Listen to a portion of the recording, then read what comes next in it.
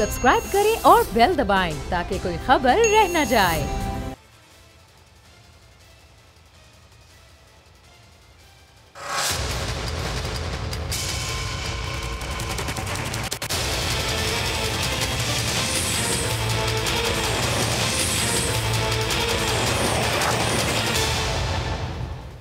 अस्सलाम वालेकुम, आप देख रहे हैं प्रोग्राम बस बहुत हो गया। मैं हूं अरबाब जहांगीर। जहांगीर तरीन कौन है, क्या है, ये सारा पाकिस्तान जानता है। वो एक बड़े सरमायादार हैं। बरतानिया में उनकी लंबी चौड़ी जायदादें हैं और पाकिस्तान में भी उनकी प्रॉपर्टी का कोई हिसाब नहीं है। शुगर इंडस्ट्री के वो बेताज बादशाह हैं। आम और हुकूमती जबान में माफिया भी कहलाते हैं। चंद माह पहले मुल्क में शुगर का शदीद बहरान पैदा हुआ और चीनी की कीमत 55 रुपए से 110 रुपए पहुंच गई तो हुकूमत को कुछ तशवीश लाहक हुई। ऑपोजिशन और मीडिया ने चीनी आटे के मसले और महंगाई को लेकर हुकूमत की खिंचाई शुरू कर दी। उसे कटहरे में खड़ा किया तो हुकूमत को जान के लाले पड़ गए, इज्जत बचाना मुश्किल हो गई। तब उसने एक तहकीकाती शुगर कमीशन कायम किया जिसने 11 से जायद शुगर मिल्स को चीनी की बढ़ती कीमत का जिम्मेदार ठहराया। इस स्कैंडल में बहुत से नाम भी सामने आए जिनका सियासत से भी गहरा ताल्लुक था। इनमें से कई बरसरे इख्तिदार जमात के रुकन और वजीर थे। इनमें जहांगीर तरीन का नाम भी सामने आया। खुसरो बख्तियार और हुमायूं अख्तर के नाम भी इस रिपोर्ट में शामिल थे जिनका ताल्लुक पाकिस्तान तहरीक इंसाफ से ही है। लेकिन कार्रवाई का वक्त आया तो कार्रवाई सिर्फ जहांगीर तरीन और उनके बेटे के खिलाफ हुई। जहांगीर तरीन ने अपने खिलाफ केसेस बनने पर सारा गुस्सा हुकूमत पर उतारा। अपने करीबी दोस्त इमरान खान को भी खबरदार किया कि उनके साथ ऐसा ना किया जाए जो किया जा रहा है। जहांगीर तरीन ने इमरान खान से कहा कि वो साजिशियों को पहचाने जिन्होंने दोस्त को दुश्मन बना दिया है। इस सारे मामले के बाद अब खबरें ये आ रही हैं कि तहरीक इंसाफ के सीनियर रहनुमा वजीर आजम और जहांगीर तरीन के बैकडोर राब्ते करवाने में कामयाब हो गए हैं। जहांगीर तरीन और इमरान खान के करीबी साथियों ने दोनों को मशवरा दिया है कि सुलह की तरफ बढ़ा जाए। इख्तिलाफात से इस वक्त हुकूमत और पार्टी को शदीद नुकसान हो रहा है, इस नुकसान से भी बचा जाए। और अंदर से खबरें यह भी आ रही हैं कि पहले मरहले में जहांगीर तरीन कैंप के अरकान असेंबली और वुज़रा वजीर आजम से मुलाकात करेंगे। साथियों ने इख्तिलाफात खत्म करने के लिए जहांगीर तरीन को भी बनी गाला जाने का मशवरा दे दिया है और दूसरे मरहले में जहांगीर तरीन की भी वजीर आजम से मुलाकात हो सकती है। तो दो पुराने दोस्तों की मुलाकात आने वाले किसी भी दिन मुतवक्के है, लेकिन ये मुलाकात शायद जल्द होना मुमकिन नहीं है क्योंकि वजीर आजम इमरान खान कल सक्खर में सिंध के लिए 446 अरब रुपए के मेगा डेवलपमेंट पैकेज का ऐलान करने जा रहे हैं। 400 अरब रुपए से जायद इस बड़े पैकेज का कराची के पैकेज के सिवा जो 1100 अरब था उससे हट के ये ऐलान होगा। और कहने और सुनने में तो ज़ाहिर है सब कुछ बहुत अच्छा लगता है, लेकिन जब बात अमल की आती है तो महीनों पुराना सवाल अपनी जगह अभी भी खड़ा है कि कराची पैकेज में से कितने पैसे अमली तौर पर कराची की डेवलपमेंट पर लगे हैं, क्योंकि वो पैकेज तो विफाक की सूबे और सूबे की विफाक पर इल्ज़ाम तराशियों की नज़र हो गया था। तो वज़ीर आज़म के कल के इस दौरे पर भी बात होगी जो कि सक्खर और कराची का दौरा है। और साथ साथ पीडीएम इस वक्त मुकम्मल तौर पर खामोश है। पाकिस्तान डेमोक्रेटिक मूवमेंट में एक दो रोज से खासी खामोशी है। इस खामोशी की वजह क्या है कि पूरा रमज़ान अल मुबारक इसी तरह से गुजरेगा और पीपल्स पार्टी और नून लीग में जो दूरियां पैदा हुई थी वो इस रमज़ान में भी बरकरार रहेंगी या सूरत हाल कुछ तब्दील होगी। इसी बारे में गुफ्तगू करेंगे फैजुल्लाह कामों साहब पाकिस्तान तहरीक इंसाफ से और पीपल्स पार्टी से आगा रफ़ीउल्लाह साहब हमारे साथ मौजूद हैं। तो फैज़ साहब, कल वज़ीर आज़म ये दौरा करने जा रहे हैं सक्खर और कराची का, और उस पर भी आते हैं, लेकिन जहांगीर तरीन से अब क्या वज़ीर आज़म मुलाकात करने वाले हैं? कहीं कोई दरमियानी राह निकलती दिखाई दे रही है? एहतसाब पर जहांगीर तरीन साहब बहुत ज़्यादा शोर मचा रहे हैं, तो अब हुकूमत को एहसास हुआ है कि उनके साथ क्या ज्यादती हो रही है या फिर ये एहतसाब चलता रहेगा इसी तरह उनका? बिस्मिल्लाहिर्रहमानिर्रहीम। आपका बहुत शुक्रिया प्रोग्राम में मदऊ करने के लिए। तो इसमें मैं आपको बताऊं कि इस बात से तो कोई इनकार नहीं है। इमरान खान साहब ने भी अपने इंटरव्यूज़ में टीवी पे उन्होंने कहा है कि जहांगीर तरीन की पाकिस्तान तहरीक इंसाफ के लिए बहुत सारी खिदमात हैं और हम सब ने देखा है उन्होंने पाकिस्तान तहरीक इंसाफ के लिए बहुत काम किया।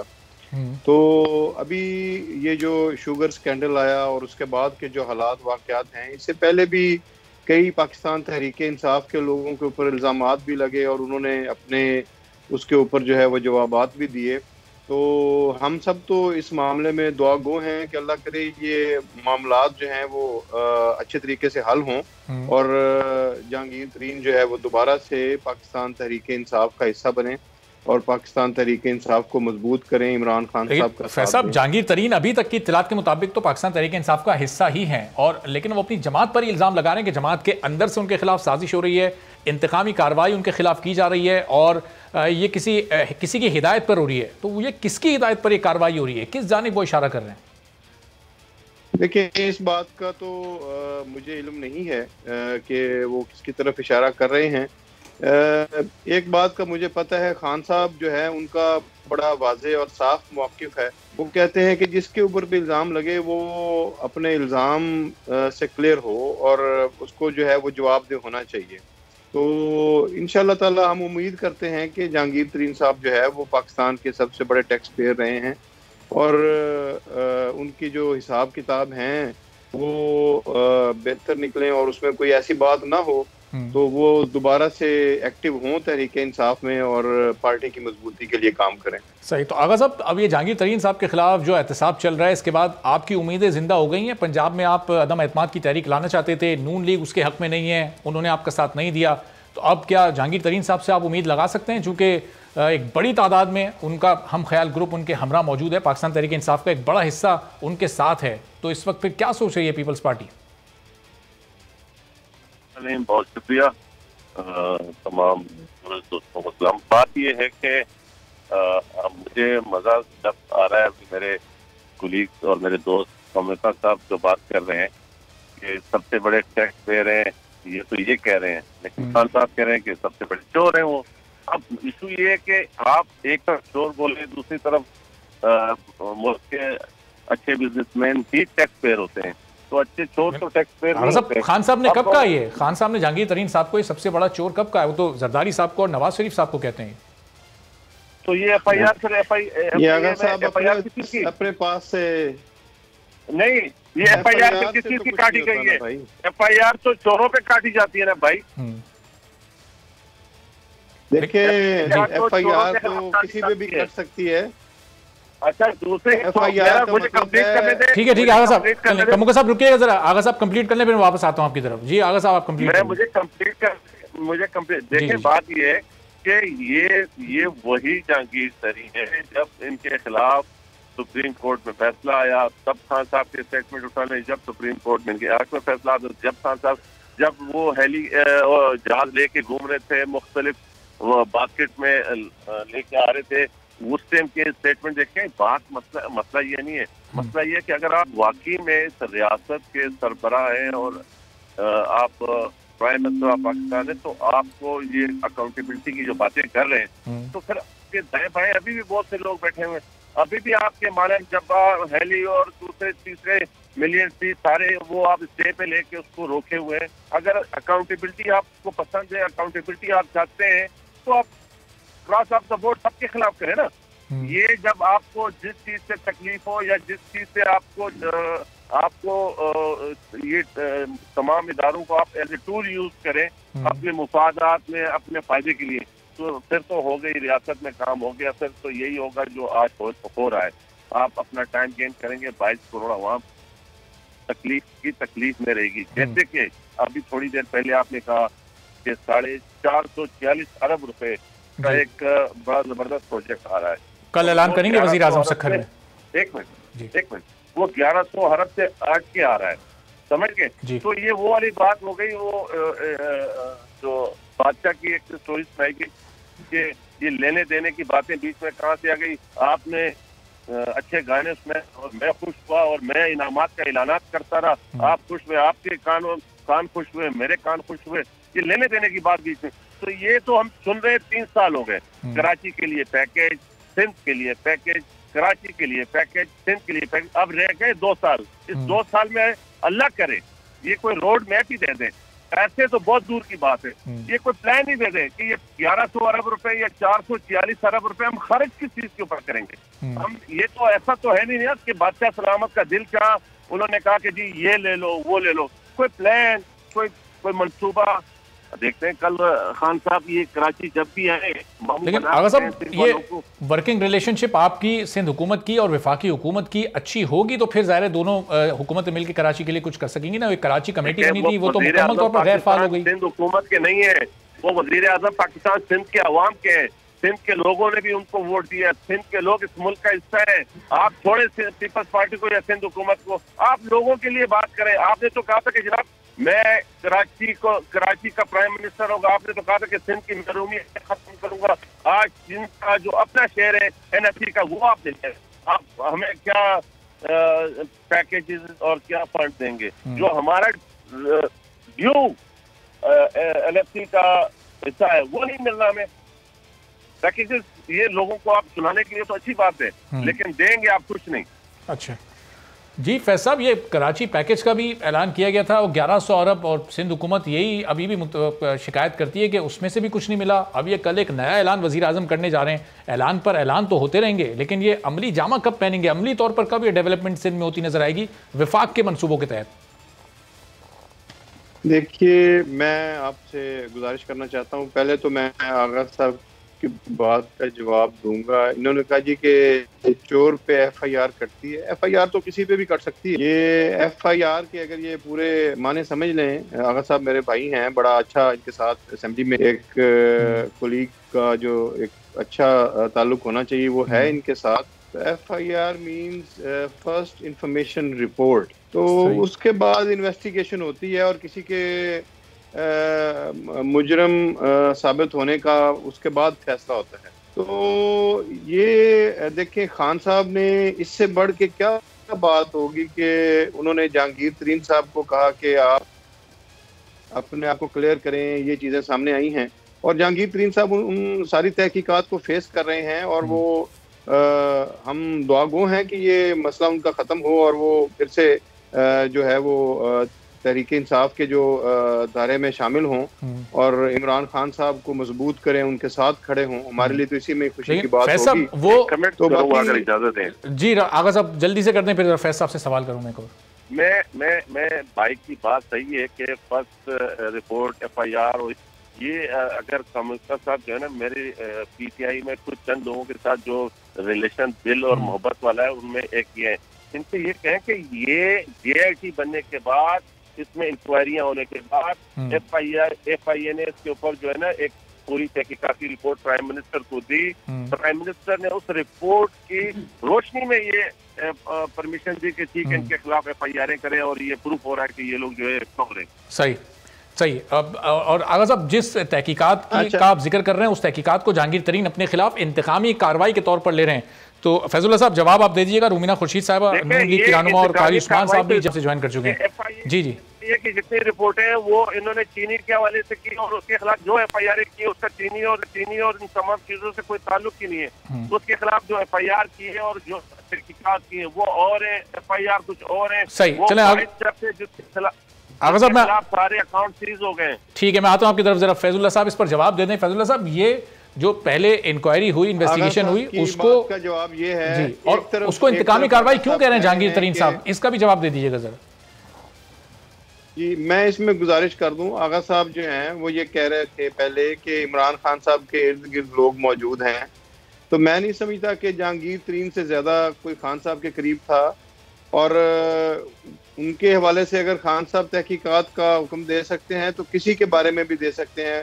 ये नहीं हो सकता इमरान खान साहब जो है वो किसी को भी आप यानी अगर वो समझेंगे कि ये किसी बंदे ने कोई गलत काम किया है तो इमरान खान साहब उसको सपोर्ट करें या उसकी जो गलती है उसको छुपाने की कोशिश करें, ऐसी कोई बात वज़ीर आज़म पाकिस्तान में नहीं है।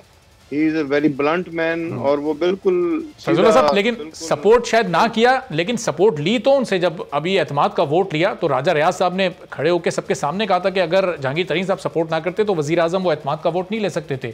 तो उनको शायद सपोर्ट किया ना हो, लेकिन उनसे सपोर्ट ली जरूर है।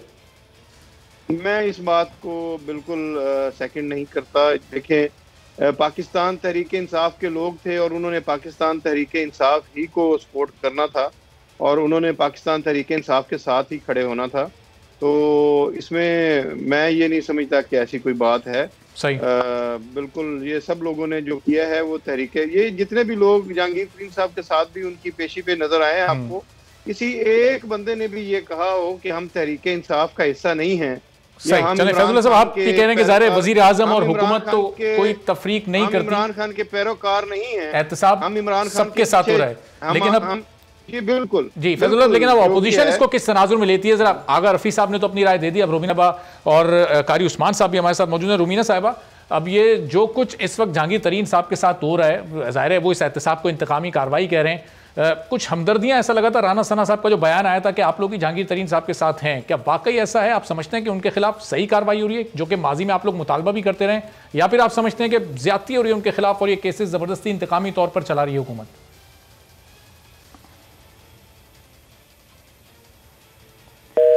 देखिए, सबसे पहले बहुत शुक्रिया अपने प्रोग्राम में मदू करने के लिए। मैं ये समझती हूँ कि हेलो जी, आपकी आवाज़ आ रही है रूमीना साहब, बात जारी रखिए। हेलो जी रूमीना साहब, बात जारी रखिए, आपकी आवाज़ आ रही है। हेलो, आपकी आवाज़ आ रही है जी, आपको मेरी आवाज़ आ रही है रूमीना साहब? चलें, रूमीना साहब को रिकनेक्ट करते हैं। कारी उस्मान साहब, ये सवाल मैं आपके सामने रखता हूँ कि अब क्या आपको लगता है कि जहांगीर तरीन साहब के खिलाफ ये एहतसाब हुकूमत सही कर रही है, हुकूमत अपने मौक़िफ़ में सही है, या फिर आपको लगता है कि ये ज्यादती पर बेस्ड एक एहतसाब हो रहा है? चलें, कारी उस्मान साहब से भी, उनको भी रिकनेक्ट करते हैं। रूमीना साहब, आपको मेरी आवाज़ आ रही है? गालिबन रूमीना साहब को भी आवाज़ नहीं आ रही। जी मुझे आ रही है आपकी आवाज़। जी, आपको जी, मेरी आवाज़ आ रही है? जी जी मुझे आ रही है, आप अपनी बात जारी रखिएगा। नहीं, मुझे आपकी आवाज़ आ रही है। ओके, अच्छा, लगता है नशरियाती राब्ते में कुछ ज़्यादा खलल आ रहा है, शायद चाह नहीं रहे ऑपोजिशन की आवाज़ अब तक आए। एनीवेज, देखिए, जहाँ तक बात जी पॉलिटिकल विक्टिमाइजेशन की जहाँ तक बात है, वो अपोजिशन के साथ तो हो रही थी, खैर, लेकिन जहाँ तक जहांगीर तरीन साहब की बात है तो उस पर तो मैं उसमें क्या कह सकती हूँ। देखिए, वैसे भी जो हालात और वाक़यात इस टाइम हमें नज़र आ रहे हैं, जिस तरह की सिचुएशन बनी हुई है, उसमें क्या ही खूब होता कि जो उनके अपने भी दाएं बाएं और लोग जो बैठे हुए हैं उनके ऊपर भी केसेस बनते, जिसमें बहुत सारे लोग जैसे खुसरो बख्तियार और बहुत सारे ऐसे लोग भी हैं जिनको हम लोगों ने देखा, जिन्होंने गंदम और आटा और चीनी और बिजली और इस किस्म की चोरियां की, और उन पे अभी तक सवालिया निशान है। ना तो कोई कारकर्दगी नज़र आई है हमें, और ना ही कोई ऐसी चीज़ नज़र आई है, लेकिन सिर्फ ये है कि खान साहब को उन्होंने कहा कि जी वो बड़े ब्लंट हैं। ब्लंट होने से हुकूमत नहीं चलती, हुकूमत आवाम का दर्द होने से चलती है, सेंसस के साथ चलती है, दिमाग के हाजिर होने से चलती है। अनफॉर्चुनेटली ये हुकूमत बुरे तरीके के साथ नाकाम हो चुकी है। ये वज़ीर आज़म नाकाम हो चुका है, क्योंकि ना तो ये सोच समझ के कोई फैसले लेते हैं, ये फ़ौरन नोटिस लेते हैं और फिर उन नोटिस के ऊपर नोटिफिकेशन करते हैं, और फिर हम ये भी देखते हैं कि उन्हीं नोटिफिकेशंस के ऊपर जस्टिफिकेशंस आ जाती हैं और फिर उनको ख़त्म कर दिया जाता है। तो जहाँ पर दिन रात एक ही तरह का हम यू टर्न्स और इस किस्म की सियासत दे रहे हैं, वहाँ पर किसी किस्म की भी इनके बारे में बात करना, इनसे तवक्को रखना मेरे ख्याल में बहुत ही नामुनासिब है। और ये काश के जो हमारे सो कॉल्ड वज़ीर आज़म साहब हैं उनको ये समझ लग जाए कि हुकूमत जो सी है या मुल्क जो है वो कोई 2020 का मैच नहीं है, या ये कोई क्रिकेट फील्ड नहीं है, ये पाकिस्तान के अवाम का मसला है, और यहाँ पर होशो हवास और जहन के साथ जो है वो हुकूमत चलती है। और इसके अंदर आपको जो अपनी टीम है उसको सिलेक्ट करने के लिए भी सेंसस की ज़रूरत होती है। लेकिन रुमीना साहब, ये क्या इसको आप नुक्ता आगाज़ नहीं समझती कि जहांगीर तरीन साहब जो कि वज़ीर आज़म इमरान खान के इतने करीबी दोस्त रहे, हुकूमत बनाने में उनका कितना अहम किरदार रहा, उनके खिलाफ भी इमरान खान की पाकिस्तान तहरीक इंसाफ की हुकूमत में ही एहतसाब का आगाज़ हो गया है, तो इसको आप एक अच्छा आगाज़ नहीं समझते? देखिए, मैं इसमें अच्छा या बुरा आगाज़ की कोई वजह समझ में नहीं आती, ना मैं इसके ऊपर कोई इस तरह से बात करना चाहती, क्योंकि मुझे तो ये भी देखना है कि जो उनके साथ बाकी लोग बैठे हुए हैं जिन्होंने इतने बड़े अजीबोगरीब काम किए हैं और वो उनको उससे बड़ी जो है वो मिनिस्ट्रीज़ मिलती रही हैं और क्या कुछ होता रहा है। बात तो ये समझ की है कि उनके ऊपर कोई अभी तक सवाल क्यों नहीं उठा, जिन पे हमें कहा गया, आपको याद होगा जब दवाइयों का इशू बना और इतना बड़ा स्कैंडल सामने आया तो उस पर कहा गया जी कि हम फ़ौरन एक्शन लेंगे, रिपोर्ट होगी, पता चलेगा। तो क्या हुआ, उसके बाद उनको बड़ी वजारत मिल गई। और जहाँ तक जहांगीर तरीन साहब का सवाल है तो वो उनके करीबी तो बहुत सारे लोग हैं, बहुत सारे लोग हमने देखे जिनके जितने बड़े एहसान होते हैं उनको उतने ही बड़े छुरे घोंपे जाते हैं कमर में। सही। तो कारी साहब, अब आपको क्या लगता है, ये सिर्फ ऑप्टिक्स के लिए ये एहतसाब हो रहा है या फिर ये वाकई एक सच्चा और गैर जानिबदार एहतसाब हो रहा है कि जहांगीर तरीन साहब इसको इंतकामी कार्रवाई कह रहे हैं, अपनी पार्टी पर इल्ज़ाम लगा रहे हैं, और आप लोग भी ज़ाहिर कहते थे कि हुकूमत अपनी सफ़ों में एहतसाब नहीं करती, अब हुकूमत ने अपनी सफ़ों में और सबसे करीब तरीन शख्स के गिर्दी शिकंजा कसा है, अब तो आपको इस पर कोई शिकायत या एतराज़ नहीं है? बिस्मिल्लाहिर्रहमानिर्रहीम। बहुत बहुत शुक्रिया जी।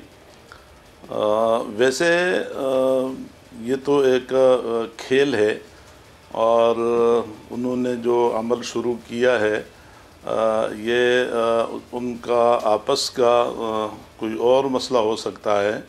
और ज़ाहिर है कि जब अवामी क़ुव्वत और अवामी ताकत से हुकूमत ना आई हुई हो, जिसे लाया गया हो, जिसे मुसल्लत किया गया हो, और फिर जहांगीर तरीन साहब ने ख़ुद जो है जितने लोगों को ख़रीदा और जहाज़ इस्तेमाल किए, दिन रात एक करके उसने हुकूमत को बनाने में किरदार अदा किया, तो आज ये जो कुछ हो रहा है ये हो सकता है कि जहांगीर तरीन साहब जो है वो अपनी उस बड़ी खिदमत का कुछ सिला मांगते होंगे जिसे उसे नहीं मिला और न देने पर फिर ये अमल शुरू कर दिया गया।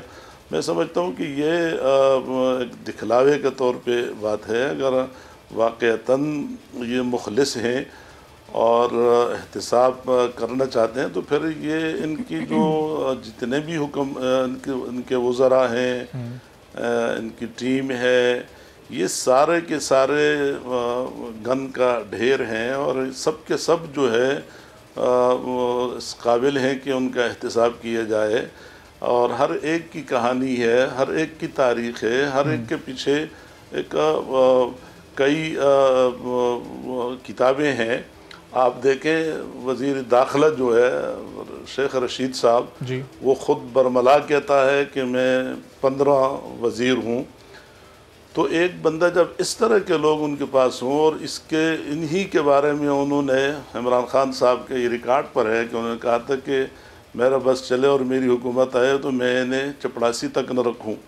अब ऐसे इस किस्म के लोगों को जिस तरह एक मजमुआ बनाया गया है पूरे के पूरे, साहब ये तो जाहिर है ये तो बहुत पुरानी बात हो गई और इस तरह के बयानात तो नून लीग ने पीपल्स पार्टी के बारे में, पीपल्स पार्टी ने नून लीग के बारे में बेतहाशा दिए हुए हैं।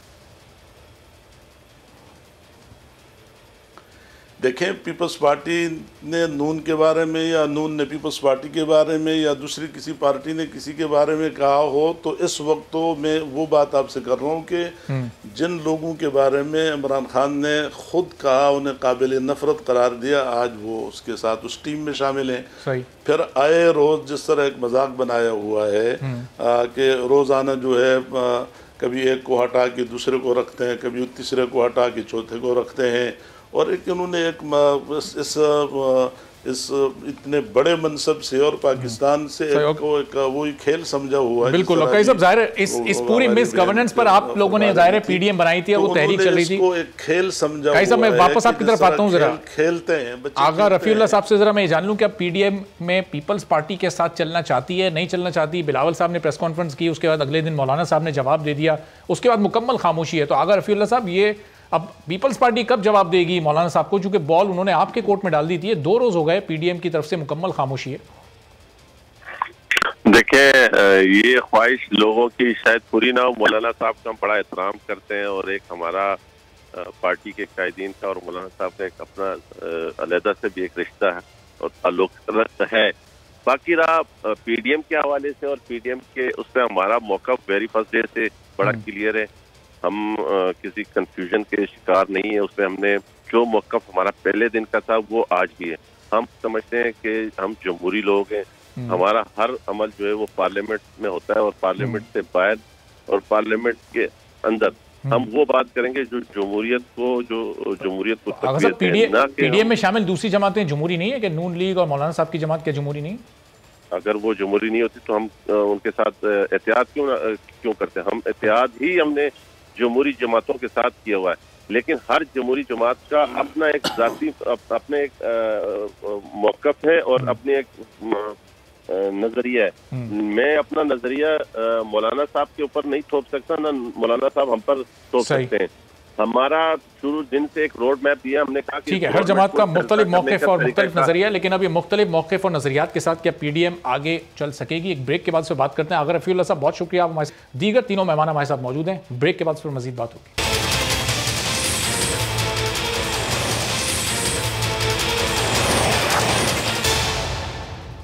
प्रोग्राम में एक बार फिर आपको खुशामदीद कहते हैं। फैजुल्लाह कमोका साहब, रुमीना खुर्शीद साहबा और कारी उस्मान साहब हमारे साथ मौजूद हैं। फैजुल्लाह साहब, क्या समझते हैं आप पीपल्स पार्टी और ANP का इस वक्त PDM में मुस्तबिल ज़ाहिर है ANP तो एलानिया तौर पर अलग हो चुकी है और पीपल्स पार्टी भी इसको भी तकरीबन अलग ही समझा जाए PDM से, तो अब मुस्तकबिल में अपोजिशन कितना बड़ा चैलेंज आपके लिए बन सकती है और पीपल्स पार्टी और ANP को लेकर क्या है आपका मौक़िफ़?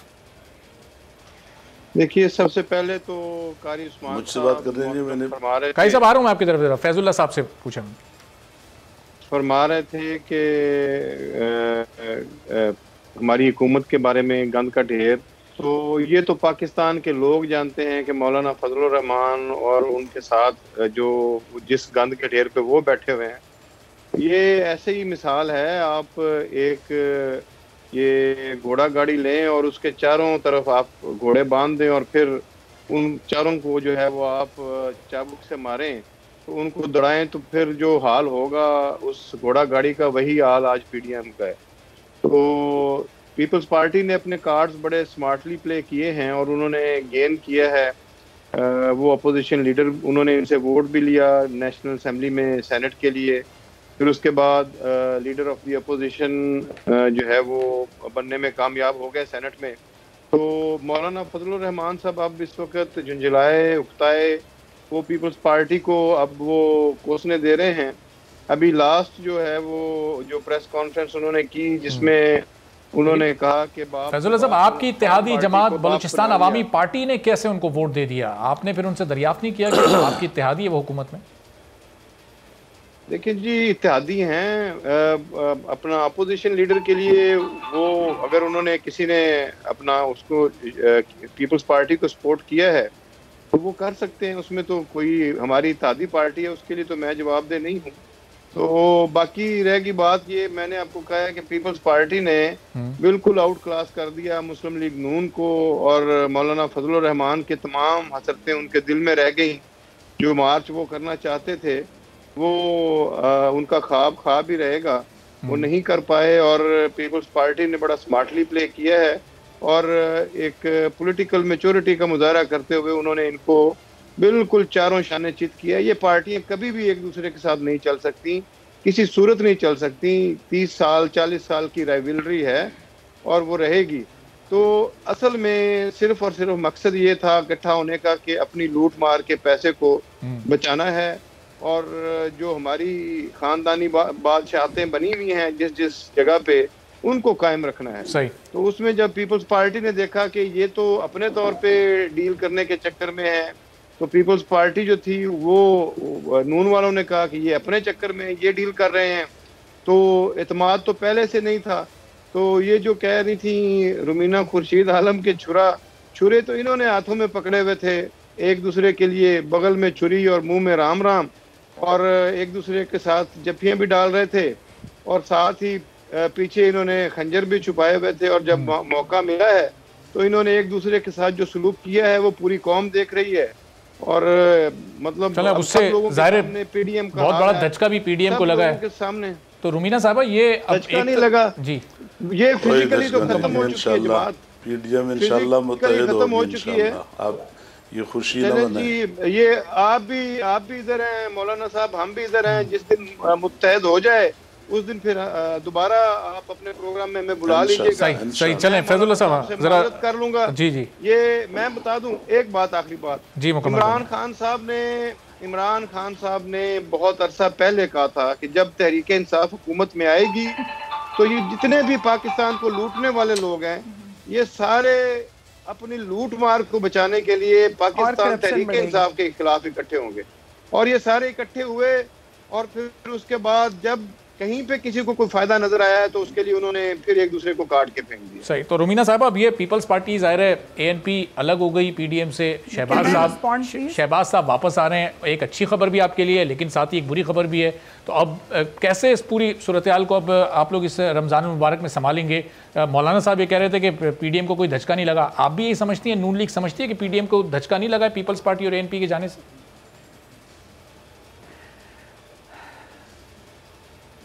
देखिए, जहाँ तक धचका लगने की बात है, मैं ये ज़रूर कमात को धचका लगा है। और डेफिनेटली चूँकि मेरी लीडरशिप ने भी सबने हमने कहा कि ये एक पीडीएम जौन सी है वो जिस तरह से मुत्तहद होकर चल रही थी तमाम अपोजिशन की जमातें, लेकिन जहाँ तक मौसूफ जो है इन्होंने जहाँ तक बात की कि लूट मार के लिए बचाने के लिए अपनी ख़ानदानी बादशाहियाँ और ये वो, तो मेरे ख्याल में ये डायलॉग्स अब बहुत पुराने हो गए हैं। अब मेरे ख्याल में कुछ नए कोई लेकर आए बातें तो वो ज़रा ज़्यादा सूदमंद होगी, क्योंकि ना तो ये इनकी हसरत ही रह जाएगी, ये इनकी हसरत इंशाल्लाह रह जाएगी कि कोई डील हो गई या हो गई। ये तो हम पिछले 3 साल से यही रोना इनका सुन रहे हैं कि जी डील हो गई, डील होगी, एनआरओ मांग रहे हैं। बंदा पूछे आप लोगों किस कैपेसिटी में एनआरओ देंगे और आप देंगे, और आपसे एनआरओ मांग कौन रहा है, आपसे डील की बात कर कौन रहा है और किससे डील कर रहा है। अगर इतनी बात है तो आप खुल के चीज़ें मंजर आम पर लेकर आए, आप तो अपने घर के उन लोगों को नहीं लेके आ सकते। और रही बात हमें ये कहना कि छुरे घोंपरे और बगल में छुरी और मुंह में राम राम, तो चले हम तो हैं ही बुरे, हम तो है ही गलत थे, ऑपोजिशन की सारी जमातें गलत थी या पीएमएलएन ही गलत थी। आप लोग कौन लोग हैं? आप मुझे बताएं कि 3 साल के तीसरा साल होने को जा रहा है, आप मुझे बता दें वो कौन से इकदाम है। ये रमज़ान, ये ऐसा रमज़ान है जिसमें आप अपने टीवी प्रोग्राम्स उठा के देख लीजिए जिनमें लोग सस्ता बाजार में रो रहे हैं कि सस्ते बाजार में चीज़ें महंगी हैं, आम बाजार से ज़्यादा महंगी हैं। आप किन चीज़ों की बातें कर रहे हैं? चले हम लोग तो हैं ही गलत, हम तो थे ही गलत आप लोगों की नज़र में जिन्होंने इतने काम भी किए। आपने क्या किया? आप लोगों के आने के बाद ये हुआ कि आपको यूके ने भी करप्शन और हुंडी के सिस्टम में आप लोगों को ग्रे लिस्ट में डाल दिया। 2.5 साल थे तो आपकी हुकूमत है ना, तो उसमें आप लोगों ने क्या किया? रही बात हम पे इल्ज़ामात लगाने की, और इमरान खान साहब ने कहा था कि जी जब इमरान खान साहब आएंगे तो पता नहीं क्या हो जाएगा, वो हमने देखा और करप्शन बढ़ी, हालात और ख़राब हुए, इस हद तक ख़राब हुए। आप मुझे ये बताएं कि हमें बातें करने वाले ये कैसे भूल गए कि उन्होंने अपनी बगलों में जो बिठाए हुए हैं वो कौन है? सही, शेख रशीद साहब कौन है, इधर उधर और कौन है? जिनको आप पंजाब के डाकू कहते थे उनको आपने पंजाब दे दिया, जिनको आप चपड़ासी नहीं रखना चाहते थे बिल्कुल। और साहब जिस महंगाई का आप जिक्र कर रही हैं, बातें करने से पहले खुद अपने आज प्रोग्राम का आखिरी सेगमेंट में डिटेल से उस पर और पीडीएम एक सेकंड प्लीज, मैं एक बात कहना चाहूंगी, कारी साहब के पास जाना, मैं एक सेकंड जी, मैं सिर्फ कहना चाहती हूँ वो ये कि पीडीएम जौन सी है उसके जो बाकी जमातें हैं, चाहे वो जेयूआईएफ है, पीएमएलएन है, दूसरी तमाम जमातें जौन सी हैं, वो तो आज भी अपने मौकफ पे खड़ी हैं। और अगर कोई उस जमात को, पीडीएम के इत्तेहाद को छोड़ के गया है तो उन्होंने अपने आप को दिखाया है। This is not a smart move gentleman, this is the move where they have shown up in front of the people. लोगों के सामने, अवाम के सामने सब कुछ आया है कि किसने किसको कहाँ छोड़ा। हम लोगों ने बेशक वोट दिया, हमने इत्तेहाद को वोट दिया, हमने अपनी लीडरशिप की ज़बान को वोट दिया, उस पीडीएम में होने वाले फैसलों को तमाम लोगों ने जो है उसको सेकंड किया और अपनी अपनी लीडरशिप के साथ खड़े हुए।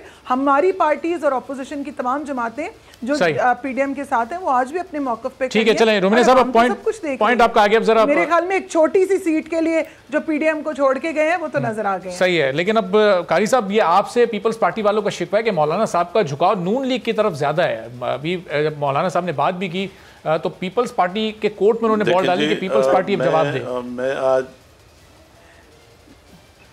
मैं आपसे अर्जी करूंगा कि पीपल्स पार्टी और हमने बड़ी तहरीकें चलाई हैं, हम एमआरडी की तहरीक में साथ रहे हैं और मजबूत तहरीक हमने चलाई है, बड़ी सख्त तहरीक चलाई है।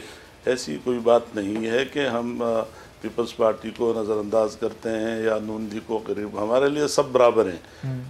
ये और बात है कि कुछ गलतफहमियाँ हुई, कुछ हालात सामने आए जिसकी वजह से कुछ मुश्किलात सामने आई हैं, लेकिन इसका मकसद ये नहीं है कि हुकूमती लोग उस पर शादियाना बजाएं या वो खुशी का मुजाहरा करें, वो खुश रहें कि बस आज ये इत्तेहाद ख़त्म हो जाएगा। देखें, पहली बात तो ये है कि हमने उनका इंतज़ार करना है। मैं इसलिए कोई ज़्यादा बात इसलिए नहीं कहूँगा कि जब हज़रत मौलाना फजलुर रहमान साहब फरमा चुके हैं कि हम पीपल्स पार्टी और एएनपी का इंतज़ार कर रहे हैं, हमारे वो साथी हैं, हम चाहते हैं कि वो हमारे साथ इस सफ़र में शामिल रहें और अपने फ़ैसले पर नज़रसानी करें। तो इस वक्त तो चूंकि हम इंतजार में हैं, लेकिन कारी साहब उनकी शर्त तो बिला मशरूत माफी की है ना। जब तक आप लोग बिला मशरूत माफी नहीं मांगते उस वक्त तक वो वापस नहीं आएंगे। मैं बात कर रहा हूँ ना जी। रहा मसला इस बात का कि इस वक्त जो सूरत हाल है, पीडीएम कायम है। मैंने जो कहा था कि पीडीएम को कोई धचका नहीं, मैं बिल्कुल उस बात पे कायम हूँ अपनी। PDM मौजूद है, उस मौक़िफ़ के साथ मौजूद है। PDM का जो काज है, PDM का जो प्रोग्राम है, वो से लेकर मैदान में है। ठीक है, वक्ती तौर पे वो थोड़ा सा मसला सामने आया है, लेकिन हम चाहेंगे कि हमारे सारे के सारे साथी जो हैं वो इस सफ़र में हमारे साथ रहें, हम इकट्ठे रहें, इसलिए कि सबका एक ही मुतालबा है कि इमरान ख़ान जो इस मुल्क पर एक नहूसत के तौर पे मुसल्लत है। ये मुल्क जो है आप देख रहे हैं कि आम आदमी बेचारा जो है वो जिंदगी जिस तरह शोकॉज नोटिस को पीपल्स पार्टी की तरफ से फाड़ा गया, क्या मौलाना साहब और PDM साहब को माफ करने को तैयार? मेरी बात सुने ना जी, महंगाई अपने उरूज पर है। इन हालात में सबका एक ही नुक्ता है और सब इस बात पर मुत्तफिक है। अगर बीच में कुछ मसला हुआ है तो मैं यही कहूँगा कि इंशाअल्लाह हमारे साथी हमारे सफ़र का हिस्सा होंगे। जहाँ तक हुकूमत का ताल्लुक़ है, इमरानी हुकूमत का ताल्लुक़ है, मैं उस बात को बड़े सख्ती के साथ कहूँगा और बड़े एतमाद के साथ कहूँगा कि आप इस वक्त के जो वज़रा हैं उनकी लिस्ट देखें कि वो लोटा पार्टी ये पहले कितनी हुकूमतों में रहे हैं, कितनी पार्टियों में रहे हैं। अगर इमरान ख़ान आया था कि मैं इस मुल्क की तकदीर बदल दूंगा, मैं तब्दीली लाऊंगा, वो तब्दीली कहाँ है? तकदीर कैसी बदली कि आम आदमी को ज़बह करके रख दिया है। जो ऐलान हुआ था कि 1 करोड़ नौकरियों का और 50 लाख घर, वो कहाँ है? अब तो लोग बेघर हो रहे हैं। अब जो है वो लोग नान शबीने को तरस रहे हैं। इन हालात में भी अगर वो कहें कि हम कामयाब हुक्मरान हैं तो हम उनकी सोच पर मातम ही कर सकते हैं। और वो ये कभी भी 2 साल अब रह गए ना, ये 2 साल बाद तो फिर आवाम फैसला कर देगी, फिर हमें फ़ायदा होगा।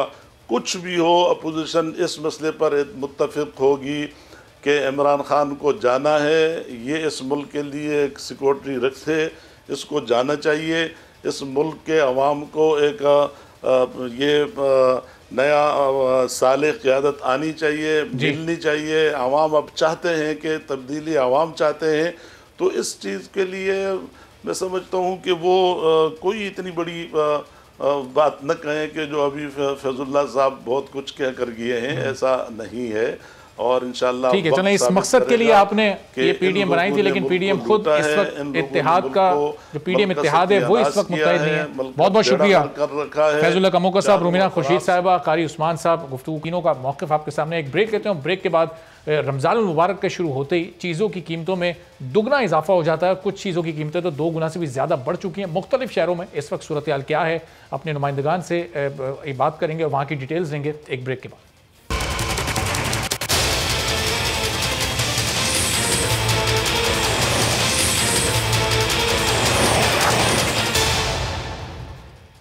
प्रोग्राम में एक बार फिर आपको खुशामदीद कहते हैं। और महंगाई हर गुजरते दिन के साथ बढ़ रही है और आने वाले दिनों में क्या खास तौर पर अगले बजट में इस महंगाई पर काबू पाया जा सकेगा? आज वफाकी काबीना ने अगले माली साल के लिए बजट को मंजूर कर लिया है और आइंदा माली साल में बजट का कुल हजम 8,000 अरब रुपए से ज़्यादा होगा।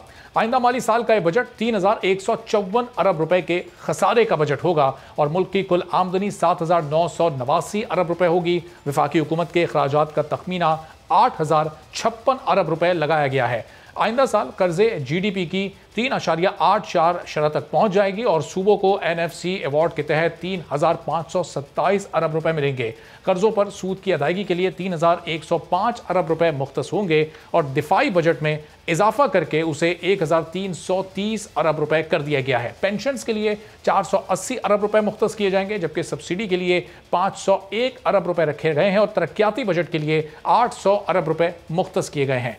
सवा सिविल हुकूमत के अखराजात के लिए 510 अरब रुपए रखे जाएंगे, जबकि ग्रांट्स की मद में इस साल 994 अरब रुपए मुख्तस होंगे। आइंदा माली साल में मुआशी तरक्की का हदफ 4.2% मुकर्रर किया गया है और महंगाई की शरह 8% तक जाएगी, यानी आइंदा माली साल भी महंगाई में कमी नहीं होगी। आइंदा माली साल में एक्सपोर्ट के लिए 25 अरब 70 करोड़ डॉलर और इम्पोर्ट के लिए 51 अरब 40 करोड़ डॉलर का हदफ भी मुकर्रर किया गया है। नए माली साल में मजमूई तौर पर 1400 अरब रुपए के नए टैक्सेस लगाए जाएंगे और टैक्सेस और GST की मद में रियायत ख़त्म की जाएगी, यानी लोगों पर मज़ीद मुश्किल पड़ेगी। तालीम और सेहत के शोबे में दी जाने वाली रियायत को भी ख़त्म कर दिया जाएगा। तो ये आइंदा बजट की सूरत हाल होगी। और पाकिस्तान में जब भी रमज़ान मुबारक आता है, रमज़ान की आमद के साथ ही बुनियादी अशिया खुरनोश ख़ास तौर पर फलों और सब्जियों की कीमतों में बेइंतहा इजाफा देखने में आता है। जबकि यूरोप, जहां मुसलमान कुल आबादी का सिर्फ 5% हैं, वहां पर बड़े बड़े स्टोर्स बहुत सी चीज़ें सस्ती कर देते हैं। जबकि सप्लाई और डिमांड में अदम तवाज़ुन, ज़ख़ीरा अंदोज़ी और नाजायज़ मुनाफाखोरी और मुतल्लिका हुकूमती इदारों की सूरत हाल पर काबू रखने में मुकम्मल नाकामी पाकिस्तान में अशिया ज़रूरियात की कीमतों में इजाफे की बुनियादी वजूहात बयान की जाती हैं, जो कि रमज़ान की आमद के साथ ही कीमतों में 100% या इससे भी ज़्यादा इजाफे का बाइस बनती हैं। हुकूमती इदारे रोज़ाना की बुनियाद पर इन अशिया खुरनोश की कीमतों का तयन करते हैं और ये सरकारी रेट कहलाता है। आप खुशकिस्मत होंगे अगर आपको दुकानदार उस कीमत पर फल या सब्जी बेचे जो सरकारी रेट लिस्ट में लिखी हो, क्योंकि आमतौर पर ऐसा होता नहीं है। ज़ख़ीरा अंदोज़ी और नाजायज़ मुनाफाखोरी जैसी वजूहात को पसे पूछ डालकर अगर सिर्फ फलों और सब्जियों की रमज़ान की आमद से 6 रोज़ कबल और पहले रोज़े वाले दिन की सरकारी कीमतों पर नज़र हम डालें तो ये पता चलता है कि ये कीमतें सरकारी सतह पर पहले ही 9 से 50% तक बढ़ चुकी होती हैं। ये बात तो सरकारी रेट की थी। असल मसला तो इसके बाद शुरू होता है, जो अशिया खुरनोश का उनकी सरकारी कीमत पर ना मिलना है। अक्सर लोगों को यह खदशा होता है कि रमज़ान में कीमतें बढ़ जाएंगी, जिसके बाइस वो एक के बजाय 2 चीज़ें यानी डबल चीज़ें खरीद देते हैं, जिसकी वजह से उनकी एक्स्ट्रा डिमांड पैदा हो जाती है और डिमांड में इजाफा सप्लाई और प्रोडक्शन में बिगाड़ का बाइस बनता है, जिससे चीज़ें महंगी होना शुरू हो जाती हैं। ये बहुत मुश्किल है कि हुकूमत हर सब्जी फल बेचने वाले पर या हर दुकानदार पर नज़र रख सके। जबकि यूरोप में रमज़ान की आमद के साथ ही तमाम बड़े बड़े ग्रोसरी स्टोर्स में बहुत सी अशिया रियायती निर्खों पर लगा दी जाती हैं। और यही नहीं, रमज़ान का चांद नज़र आने का ऐलान होते ही इन स्टोर्स के अंदर रमज़ानुल मुबारक के पोस्टर्स भी आवेज़ा किए जाते हैं और खुसूसी शेल्फ भी लगाए जाते हैं, जिन पर रमज़ान में रियायती रेट्स पर फ़रोख्त की जाने वाली अशिया बड़े एहतमाम से रखी होती हैं। तो रमज़ान पैकेजेस का ऐलान करते हुए ये स्टोर मुसलमानों की ज़रूरियात का ख़ास ख्याल रखते हैं। खाने पीने की अशिया जिनमें खजूरें, बेसन, चावल और मुख्तलिफ अक़साम के जूस और हलाल मशरूबात शामिल हैं, वो रेट्स पर लगाई गई अशिया में नुमायाँ करके दिखाई देते हैं। यहाँ पर क्या सूरत हाल होती है, तमाम बड़े शहरों की सूरत हाल हम जानते हैं। इस्लामाबाद में हमारे रिपोर्टर अफजाल अहमद हमारे साथ मौजूद हैं और इन 2 दिनों में यानी पहले रोज़े और दूसरे रोज़े में उन्होंने क्या चीज़ें देखी हैं, कितनी चीज़ों में की कीमतों में इजाफा हो चुका है, उनसे ज़रा जानते हैं कि इस्लामाबाद के बाज़ारों में और सुपर स्टोर्स में क्या सूरत हाल है। तो अफजाल, क्या यहाँ पर इस वक्त वफाकी दारुल हुकूमत में सूरत हाल है? इसको वैसे ही पाकिस्तान का महंगा शहर कहा जाता है, तो वहाँ पर लोग परेशान हैं इस बढ़ती हुई महंगाई से और ख़ासतौर पर जो पिछले 2 रोज़ में फ़र्क आया कीमतों में? जी बिल्कुल, जैसे ही माह रमज़ान और मुबारक का महीना शुरू हो जाता है, उसके साथ साथ जो मुनाफा हो रहा है वो भी अपनी कमर कस लेते हैं और उनकी यही कोशिश होती है कि इसी माह रमज़ान और मुबारक के महीने में पूरे साल की कसर निकालनी है और इसी में ही उन्होंने जो भी मुनाफा कमाना है इसी मुबारक महीने में कमाना है।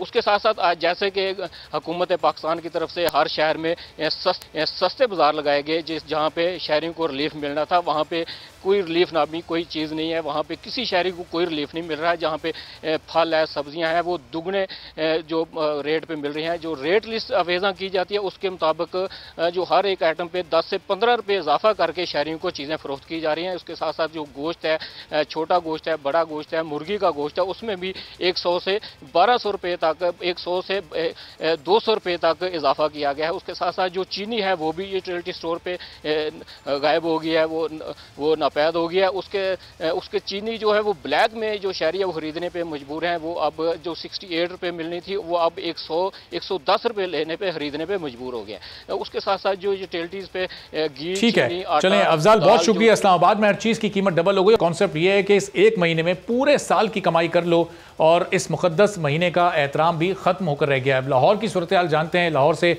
हमारे साथ मौजूद हैं मोइन ज़ुबैर। मोइन, बताइएगा किस चीज़ की कीमतें कितनी बढ़ी हैं, लोग लाहौर में कितने परेशान हैं और क्या आसानी से जो ख़ासतौर पर मुतवस्सित तबका है वो ख़रीदारी कर पा रहा है? जी बिल्कुल, लाहौर में अगर बात कर लें तो अशिया ज़रूरिया की कीमतें जो हैं वो इंतज़ामिया के कंट्रोल से बाहर हो चुकी हैं और जो इंतज़ामिया ने रेट इस वक्त जारी किए हैं उस पर मुकम्मल तौर पर अमल दरामद नहीं किया जा रहा। इस वक्त लाहौर के अंदर 30 कुल रमज़ान बाज़ार इंतज़ामिया ने लगाए हैं, जहाँ पर लोगों की जो लंबी कतारें हैं वो चीनी के हसूल के लिए नज़र आ रही हैं। सरकारी जो रमज़ान बाज़ार हैं 30, उनमें 65 रुपये किलो चीनी जो है वो फ़राम की जा रही है। और सिर्फ 2 किलो से ज़ायद किसी भी शख्स को चीनी फ़राम नहीं की जाती, और जो शख्स चीनी ले जाता है उसके अंगूठे पर एक मखसूस निशान लगा दिया जाता है ताकि वो दोबारा से चीनी ना ले सके। इसके साथ साथ रमज़ान बाज़ारों में अगर बात कर लें तो हुकूमत ने 13 अशिया पर 25% के करीब जो है वो डिस्काउंट दिया है, जिनमें चिकन है, फल है, सब्ज़ी है। लेकिन ये तो हो गया रमज़ान बाज़ारों की बात।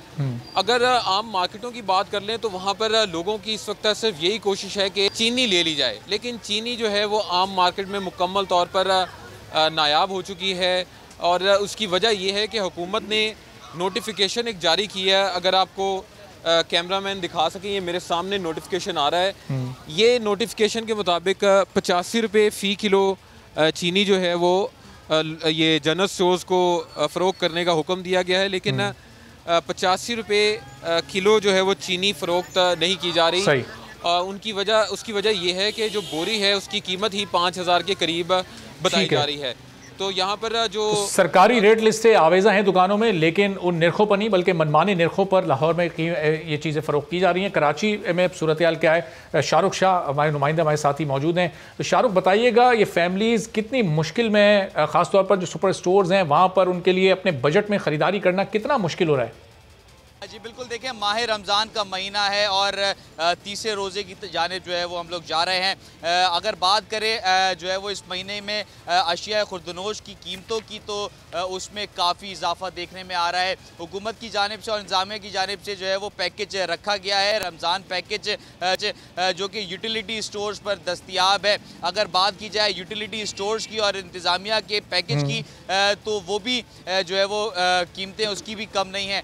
10 किलो आटे की कीमत 400 रुपये रखी गई है, जबकि रिटेल की अगर हम बात करें तो कीमतें जो है वो उसके बरक्स है, बल्कि दुगनी जो है वो कीमतों में फ़रोख्त हो रहा है। 10 किलो अगर रिटेल की बात की जाए तो 10 किलो आटा रिटेल स्टोर पर 750 के जो है वो 10 किलो का पड़ रहा है। हमारे साथ शहरी भी मौजूद है, उनसे हम बात करते हैं कि कितनी महंगाई जो है वो हो गई है। और हमारे साथ फैमिली मौजूद है जिन्होंने अभी शॉपिंग करी है, जो आम जनरल स्टोर्स हैं उससे शॉपिंग करी है, उनसे हम बात करते हैं। जी सर, मुझे बताइएगा, महंगाई में रमज़ान आए हैं, इजाफा काफ़ी देखने में आ रहा है। जी बहुत ज़्यादा। अभी हमारा ऐसा था कि अभी हम गए, हमने बजट बनाया 5,000 रुपये का, और अभी हम अंदर गए तो हमें जो है हमारे बजट से बहुत ज़्यादा आउट हो गया, तकरीबन 6-6.5 हज़ार रुपये। आटा जो है पहले 480 रुपये किलो यानी कि 10 किलो मिलता था, और आज जो है 750 रुपये किलो आटा है। तो ये तो सोचना चाहिए गवर्नमेंट को कि जी आप देखें कोई कोई मिडिल क्लास लोग हैं, हम कोई इतने वो नहीं है,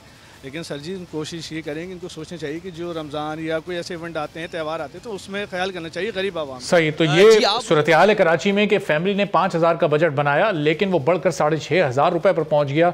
इस हद तक चीज़ों की कीमतें बढ़ चुकी हैं। बहुत शुक्रिया, शाहरुख शाह हमारे साथ मौजूद है। पेशावर की सूरत हाल भी जानते हैं, मोहम्मद नुमान वहाँ से हमें रिपोर्ट कर रहे हैं। नुमान, पेशावर में भी सूरत हाल यकीनी तौर पर जो दीगर शहर हैं उन्हीं की तरह होगी, महंगाई अपने अरूज पर है, लोग अपने बजट में ख़रीदारी नहीं कर पा रहे, क्या सूरत हाल है स्टोर्स पर पेशावर के? पेशावर के शहरों की सूरत हाल भी कुछ अच्छी नहीं है, और बाकी मुल्क के शहरों की तरह पेशावर के शहरी भी महंगाई का रोना रो रहे हैं। रमज़ान से चंद रोज़ कबल जो चीज़ सस्ती मिल रही थी, अचानक उसकी कीमतों को पर लग गए हैं और हर चीज़ तकरीबन महंगी दिखाई दे रही है। लीमू रमज़ान में ज़्यादा इस्तेमाल होता है, जो कि 140 रुपये फ़ी किलो के हिसाब से दस्तयाब था। रमज़ान की बरक़ात की वजह से इसकी कीमत 300 और 350 रुपये फ़ी किलो तक पहुंच गई है। सही। अच्छा गोश्त, अच्छा कीमा अगर आपने ख़रीदना हो तो 550-600 रुपये से कोई चीज़ कम नहीं मिल रही। इसी तरह अगर हम चिकन की बात करें, ठीक है, चलें, पेशावर में भी कीमतें अपने आसमान पर हैं, और इन चारों बड़े शहर वाले दिनों में हम दीगर शहरों में, खासतौर पर छोटे शहरों की सूरत हाल से भी आपको आगाह करेंगे और हुकूमत से मुतालबा करेंगे कि इस बढ़ती हुई महंगाई पर काबू पाया जाए। रमज़ानुल मुबारक एक मुबारक महीना है, इसके तकद्दुस और इसका एहतराम खासतौर पर लाजिम रखा जाए। आज के प्रोग्राम से इजाज़त दीजिए, अल्लाह हाफ़िज़।